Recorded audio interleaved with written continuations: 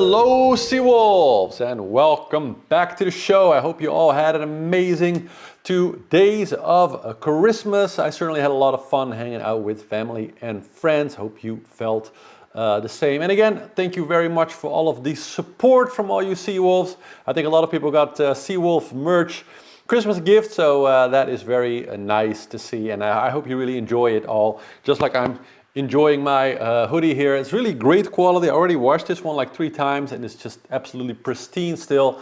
So super nice, and thank you all for the support there. Now, a little bit of a downer here at the start of the show. I decided for this round of the Vendeglobe to really only comment on the Vendeglobe. Last edition we also did a lot of Jules Verne and a lot of Hobart and other, and even some like SailGP and stuff, but it just gets like too much next to my regular day job. It's just not doable to do it all good, right? So I decided to really focus here, and we'll do some updates on the Jules Verne as well throughout the race. But I wasn't going to comment at all on the Sydney Hobart that of course started yesterday, but with the kind of extreme situation now, a lot of people were asking about it. So just a short update, of course, that yesterday, or at least in the last 24 hours, during the first phases of the race, there were 2 reported incidents with 2 skippers actually dying on board due to, as far as the news is saying now, having an impact with the boom and getting injured. So 2 different boats. Even though the circumstances were not like super extreme big waves, but about 25 knots, so nothing that like super extraordinary or anything like that for Sydney Hobart. But I do think a good reminder also for us in the Vendeglobe, though we are racing the same boats, and the Vendeglobe uses very strict safety standards that are homogeneous around the whole fleet, so that's a little bit easier also to manage than Sydney Hobart with so many different types of boats all kind of racing together. But still, it is a bit of sobering note, and good to keep in mind the very real risks of sailing in heavy weather. So I just wanted to acknowledge that, and also give my support to the families. I understand that they're still trying to find everybody and connect everybody, so other than that there is no news, but just saying my sympathies for those who have lost someone now yesterday in the Sydney Hobart race. Then to the Vendeglobe. So we have several things happening, of course, over the last 24 hours. Much of the fleet is now bracing for the depression around Cape Horn. Predictions more or less exactly what I said yesterday. So 5 to 6 meter seas and some pretty strong winds around 35 knots, maybe gusts up to perhaps like 45 or so. So not the crazy 65, almost 70 knots that we had much earlier in the race, but still a pretty extreme crossing that's about to happen. Sam was talking about it earlier, so here, take a look. Hello everyone, a little Boxing Day update. The wind's just starting to come in for this depression before Cape Horn, so it's the 5th one of the Southern Ocean, and we are 849.6 miles from Cape Horn, so we should be there day after tomorrow. And at the moment we got 25 knots, we're expecting up to 30, 35, and probably quite a bit more sea state, up to 5 meters. So it's a decent depression, but nothing that we haven't seen already. So got all the big sails down and small sails now. Made a massive mess of the cockpit. Got a little bit of tidying up to do, but all good. And I'm looking forward to heading north, even if it looks like we're going to be upwind for the whole way. Or a lot of the South Atlantic's upwind anyway. Anyway, looking forward to getting north, and or pointing north anyway. We're at 50, almost at 59 south here. It's a long way down, so a long way to go. See ya.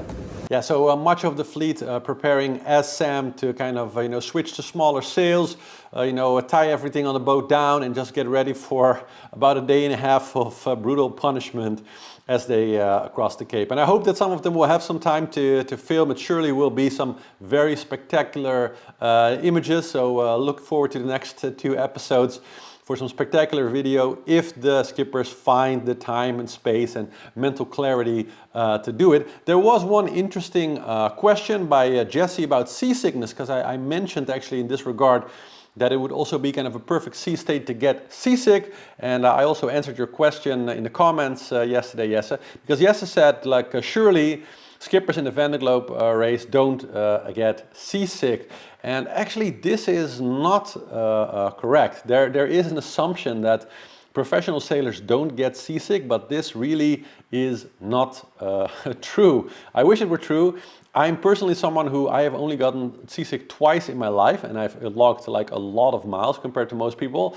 I generally don't get seasick. I've survived an entire Volvo Ocean leg without ever getting seasick, and we had some big storms and different things. So I know that I'm very, not susceptible personally to it, but even to me, it can sometimes under some circumstances still happen, and that goes for every captain. So though it's definitely true that especially solo racing sailors, of course, tend to be people who are not very susceptible to seasickness, but still, there is absolutely nobody on the planet who can say that they never get seasick, because in certain sea states, and also when you take into account the tiredness, so the two times that I ever got seasick is when I hadn't sailed for a long time and was very tired, and one time I was quite hungover, and then went on a pretty extreme seas with very much already sleep deprived when I went on the water, and then I got seasick. And it's kind of the same for Vendeglobe skippers, that even though they're all individuals with generally a low propensity to get seasick,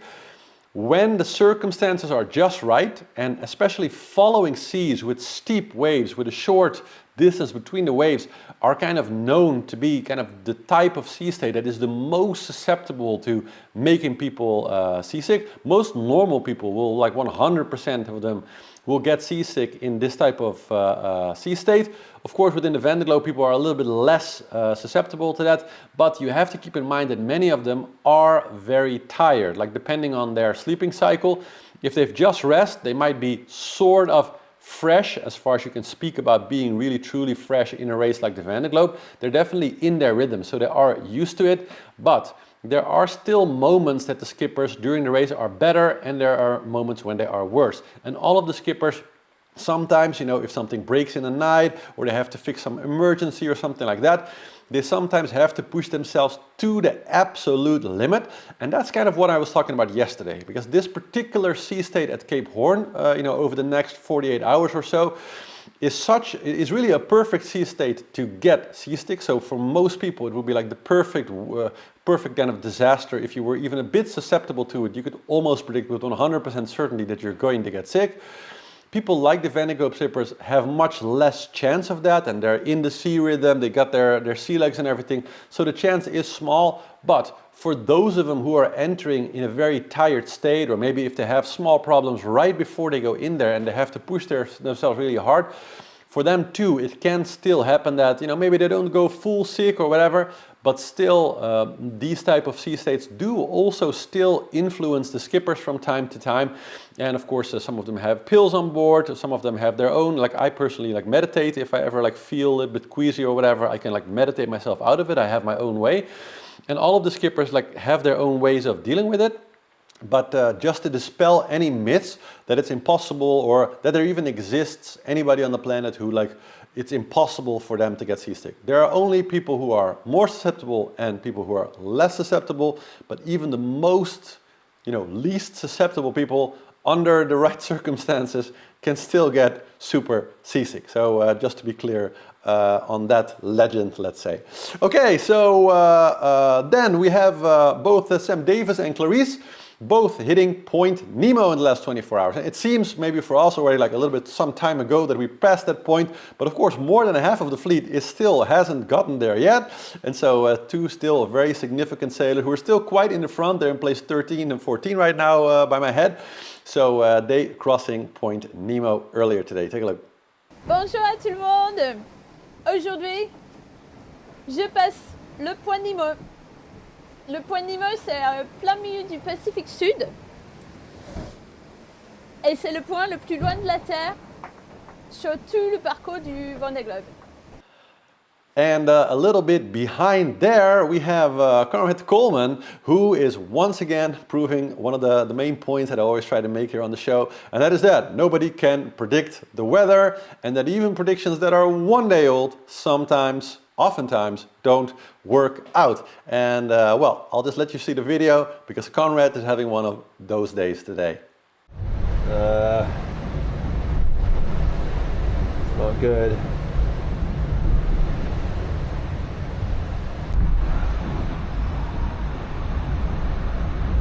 See that blue sky? Well, for once, I'm not happy to see that. I'm not happy to see that blue sky because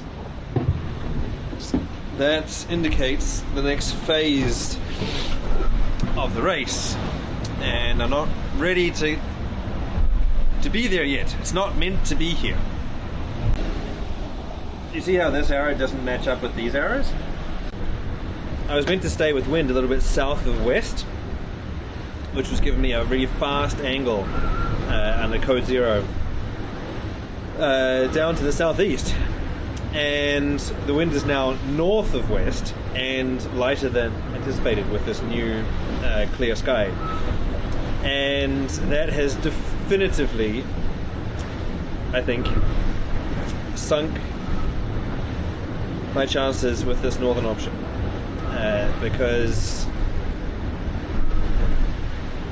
when I came up here, and even on the 25th, it looked like I was going to be able to pass ahead of the group to the south. But yesterday it was pretty clear in the routing and in the weather that was not going to happen. And today, well, with the shift coming 9 hours earlier than it was meant to, well, that's really not helping. So that's frustrating because it means I need to change phase. I need to go from a fast reaching to more of a running angle. So I'm going to go from the code 0 to the big Jenica, which is not as fast of a sail. And yeah, I don't think, obviously I'll keep fighting as much as I possibly can, but I don't think this option has worked as well as I hoped it would. Initially, it showed me taking, except for Jean Lechem, taking the lead of the daggerboard boats. Now I think that the four boys, Tanguy, Benjamin, Louis, and Sébastien, will certainly pass ahead. And then the question is whether I can still get ahead of Violette, or whether I slot in behind her.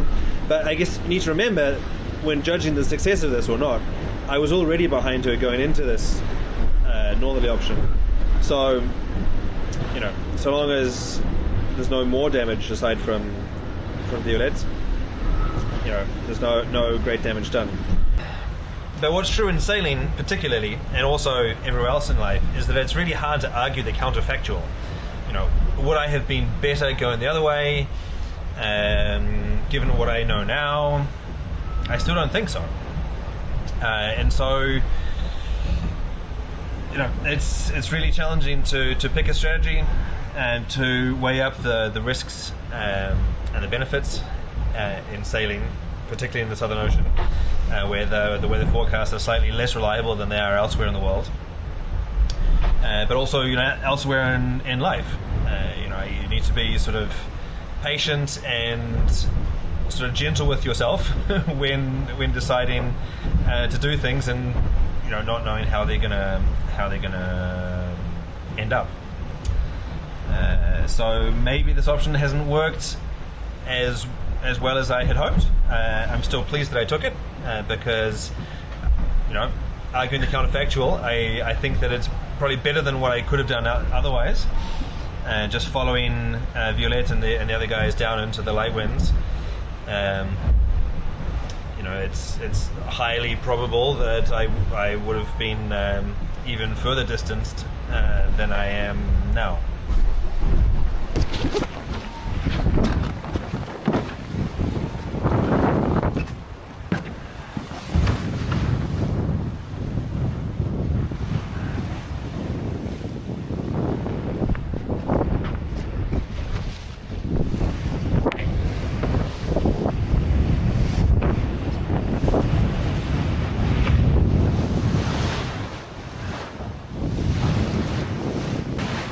might not be happy with the wind shift, but it's great to see the sun again.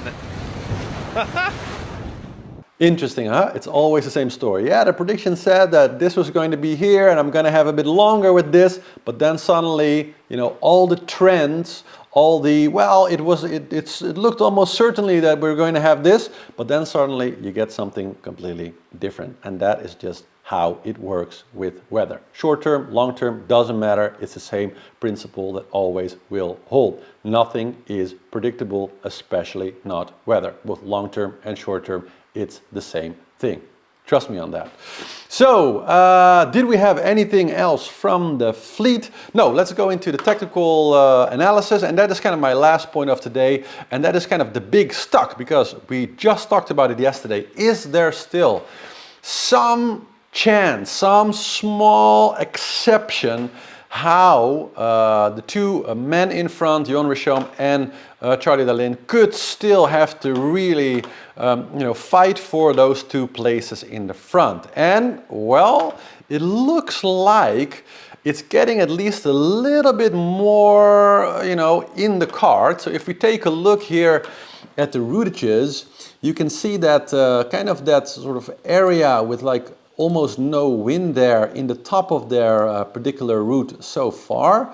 That is starting to become maybe a little bit of a bigger problem than they hoped it would be. So as you can see here, they're getting stuck quite long, and then as they move a little bit higher, they get even more of it.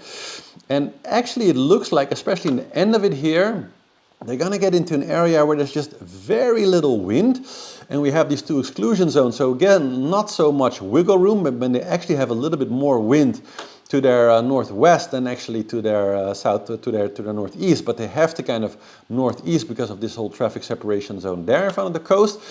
And like I was predicting yesterday, that they would lose something like maybe 300, 400 miles or so on the overall lead that they have. But it looks like it's actually going to be maybe significantly more than that. So it could be as much as 600 miles or so, and we're still not through. So they still have quite some light winds to go. Now it's too far ahead for the prediction, and again, we're in very much like these predictions are not worth much territory. But yeah, it still shows that I think that by the time that they really move their way through it, the lead could be maybe as much as 700 miles shorter than it was, a day and a half before. So that is still quite significant loss of distance there, and we're not yet at the doldrums. Now, of course, this group here, sort of the second group, also has to move through this area, and it's still so many days away that we don't know what the weather is really going to be looking like for them. But it does present us with the first possible, few scenarios where we could say, well, what if, right? And so one what if possible scenario that could happen now is that, say that Jon and Charlie and Sebastian get a little, like it looks like they're going to be a little bit unlucky with this particular piece of their passage north, right? So let's say that the distance shortened is in the 600 to 700 nautical miles range. That's sort of the second group with Boris, etc. Gets closer to them. Now, what if they could run into a similar, like a day or so slowdown in that same area, right? It could happen to them. The weather's been kind of sort of stuck there for a while, so it's fairly likely that it would happen. But what if they get kind of an exceptional scenario there and just breeze through, right? Then that particular shortening of the lead would be permanent, and we would get to a situation where Jon and Charlie, etc., would be somewhere maybe here, kind of off the top of sort of North America there, still a little bit ahead of the doldrums, while the rest of them will be sort of like where they are now, or a little bit north of where they are now. And that would potentially create the kind of distance where, depending on what happens in the doldrums, but I would say that if you think of both the doldrums and the North Atlantic, because they generally will go sort of right around the Azores High in that particular case, but those two challenges, I would say, could present just enough potential interference for it to still get quite close and interesting, right? So I'm just saying, like in sort of to connect to my story about yesterday, like many people say, oh no, it's over, it's over, it's over. I say it is not over. I say that the fact that both Johan and Charlie so far in this particular thing, they've been really lucky throughout the race, right? Very, very lucky in the Southern Ocean with how easily they breeze through. In my mind, that type of stuff almost never holds the entire race, right? So to me, it's then like, what are the odds that something a bit later will go maybe a little bit, you know? So I think that this could present like a first sign, let's say, of a little possibility. If I was one of the guys in this second group here, my mind would go, hey, maybe, just maybe, you know, for guys like Boris, for Thomas Ruyant, etc., maybe there is still some hairbrain of a chance there that if the front guys slow down just enough for them to get just within that sort of like striking range, and then if they play their cards right and get a little bit lucky while the two gents in front get just a little bit more unlucky in both the doldrums and around the Azores High there towards France, it could just provide enough opportunity to even the playing field and to get them sort of within striking range where something very interesting towards the finish line could happen. So I'm just saying this is one of the scenarios that now seeing this here today, in my mind, I'm starting to you know, look for this particular eventuality maybe to you know, to materialize. So that could make it like very interesting also towards, very exciting towards the end, I think, I guess. So that's kind of the front situation for both groups. So that's kind of also my tactical analysis. This is like the chances that are starting to happen there. If we take care of the routages here for a second, that immediately puts us to basically Clarice Kramer and Samantha Davis. So we already talked about that. If we look at the routages for them behind Point Nemo where they are now, it also looks fairly good. So they got a pretty straight path. By the way, interesting that Benjamin Dutroux has overtaken, it looks like he's going to be overtaking both of them. He's sort of overtaken Samantha Davis now, and it's like close to Clarice. And I think by the end of this, because he's a bit more south, he could overtake both of them. So that would be a real feat sort of this late in the race to gain two great positions there close to the top 10. So great feat on his part also.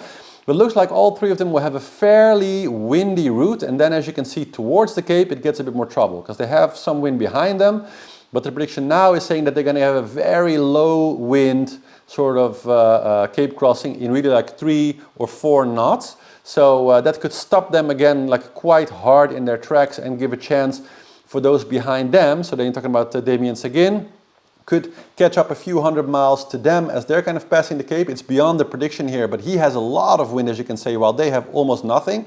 So that could provide a chance for him to get also a little bit more close again. Then, if we look behind there, we see that the prediction that all three of the foilers would like massively, and I mean, look at this, guys, look at this. Yesterday, massively saying that all three foilers, Isabel Joschke, Giancarlo Pedote, and of course Ellen Rora, would like quickly overtake Jean now. And what do we see happening, Wolves? What do we see happening? We see that Jean actually run out quite a bit, like quite a remarkable amount today. And I mean, damn, like really, damn. Let's see here real quick. He's at 4,092 and they're at 400. So he's about slightly over 100 miles ahead now instead of behind now, right? And if I take the routages here, if I take the routages here for Jean, how much are we betting that in this particular prediction he's going to be overtaken again quite quickly by the foilers? Oh, there we go. See, by tomorrow they're going to be every damn time. The model is not the reality, people. The model is not the reality.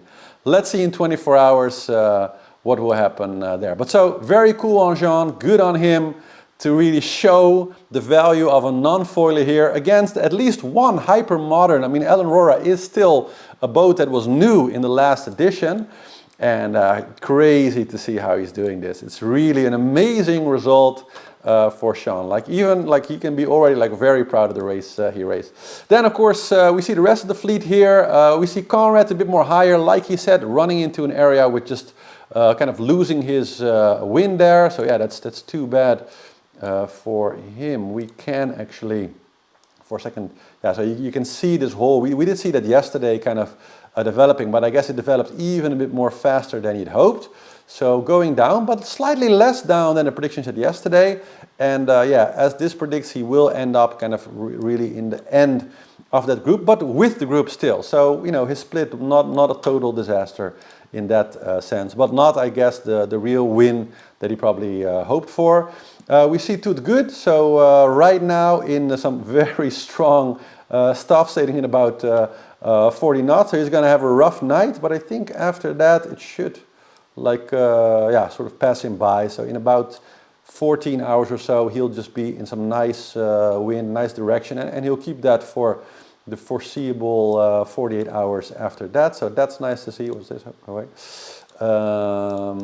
Yeah, and then if we hop over to the end of the fleet, we see, yeah, so everybody well past Cape Lewin now. Dennis van Wijnberg, Coupe de Poes, and Francis Amadeo. And right on the cusp of passing Tasmania now, Antoine Cornac, and kind of halfway past Australia, finally sailing up a little bit more, Junjin Zhu. And so that's it for the tactical analysis of today. Hope you enjoyed again. Make sure to like, subscribe, leave your prediction for how Jean is going to do in the next 24 hours down in the comments. Let's see how many of you are willing to bet that Isabel and the rest are actually finally going to overtake him the next 24 hours, or how many of you now think that he's still going to be nicely in front of them tomorrow. I guess we will see. Thank you all again for watching, and have a nice evening, Wolves. Ciao, ciao!